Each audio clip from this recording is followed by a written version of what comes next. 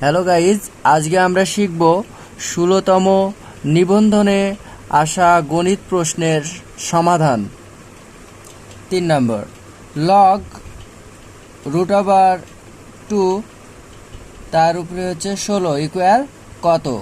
তাহলে এইটাকে আমাদের ভাঙাতে হবে। তাহলে 16কে আমরা 16 একটা জোড় সংখ্যা, তাহলে 16কে 2 দ্বারা ভাগ করলে হয় 8 দুগুণ 16। 8 আবার জোড় সংখ্যা, সেটাকে 2 দ্বারা ভাগ করলে হয় 4 দুগুণ 8। 4 আবার জোড় সংখ্যা, 2 দুগুণ 4। তাহলে একটা 2-এর মধ্যে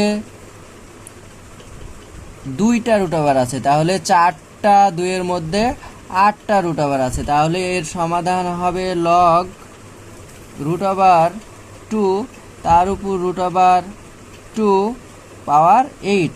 সবার উপরে যে পাওয়ারটা থাকে সেইটা সামনে চলে আসে, তাহলে হয় লগ √2 তার উপর √2, 8 ইন্টু লগ √2 তার উপরে √2, এটার মান হচ্ছে 1।